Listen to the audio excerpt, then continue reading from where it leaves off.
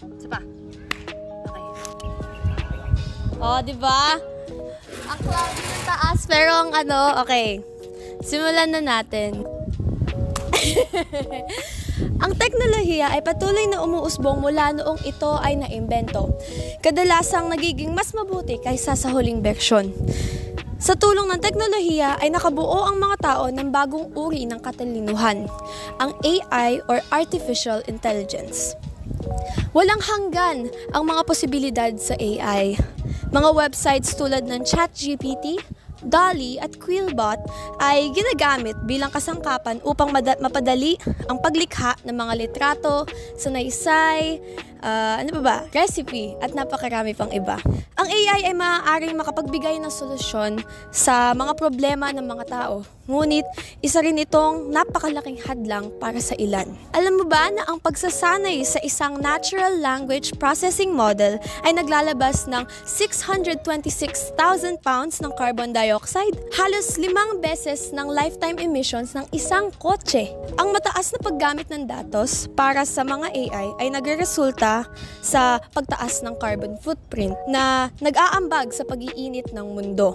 Hindi maganda ang epekto ng AI sa ating kapaligiran. Ngunit ang bibigyang diin ko ngayon ay ang mga problemang handog ng AI para sa mga creative jobs tulad ng photographers, writers, musicians at visual artists. Pero bago yan, magpapakilala muna ako. Ako si Andy Natividad mula sa ika-10 baitang at isasalaysay ko ang aking sanaysay na pinamagatang AI, ang kamatayan ng sining. Marami na akong nababasa mga sitwasyon sa Twitter kung saan ang kanilang kabuhayan ay naaapektuhan sanhi ng pagyabong ng AI. Partikular ang kakayahan ng AI na makabuo ng larawan at likhang sining. Isang halimbawa ay ang sitwasyon ni Ozu, isang freelance artist na nakabase dito sa Pilipinas. Ibinahagi niya ang kanyang kwento. Dati daw maraming kliyente ang kanilang talyer pero dahil sa pagtaas ng mga machine learning algorithms na nakatulong sa pag-unlad ng mga serbisyong AI, bumaba ang numero nito sa iisang kliyente lamang. May isa pa akong halimbawa. Posibleng narinig mo na ang bagong AI sportscasters ng GMA na sina Marco at Maya. Nakatanggap ang GMA ng maraming pintas para dito na nagsasabi na ang AI ay dapat gamitin lamang bilang isang katulong na kasangkapan sa halip na isang kapalit sa mga taong mamamahayag.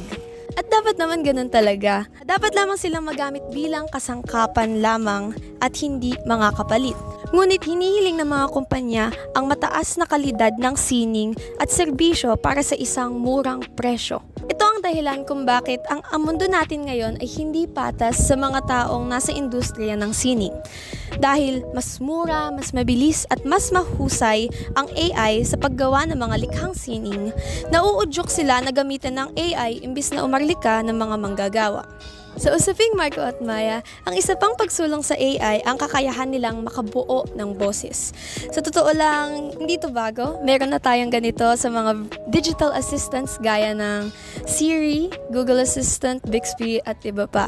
Ngunit ang nagbago dito ay ang kakayahan ng AI na gayahin ang boses ng totoong tao. Maaari kang magkaroon ng synthesized na boses ng sino man sa mundong ito basta't mayroon kang sapat na datos. Nagiging problema ito sa industriya ng musika dahil kaya nang gayahin ng kahit sino man ang boses ng mga mang-aawit. Maaari nilang pakantahin nito ng kahit ano at magsabi ng kahit ano. Kaya rin uso na ngayon sa internet ang mga AI song covers kung saan ang AI ay ginagamit upang lumikha ng bersyon ng isang kanta at ang boses ng orihinal na mga awit ay pinalitan ng iba. Maraming tao, kabilang na ako, ay hindi sumasang-ayon sa pamamaraang ito. Tulad ng sinabi ni Jungkook, isang member ng BTS, if singing is done using AI, then there's no sincerity in it. Papalitan ba ng AI ang mga tao tulad sa mga sitwasyong inilalarawan minsan sa mga pelikula? Kung ako ang tatanungin, sa tingin ko naman ay hindi. Basta ako hindi ko hahayaang mangyari yun. Kahit na mas mabilis, mas detalyado, mas mataas ang kalidad o mas mura ang AI sa paggawa ng mga likhang sining, hindi nito mapapalitan ang emosyon ng tao.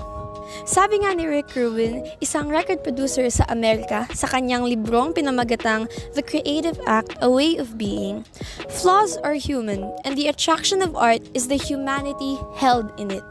If we were machine-like, the art wouldn't resonate. It would be soulless. With life comes pain, insecurity, and fear. Okay na. 10 minutes. Ngunit bago yan, nagpapakilala muna ako. Ako si Andy Natividad mula sa...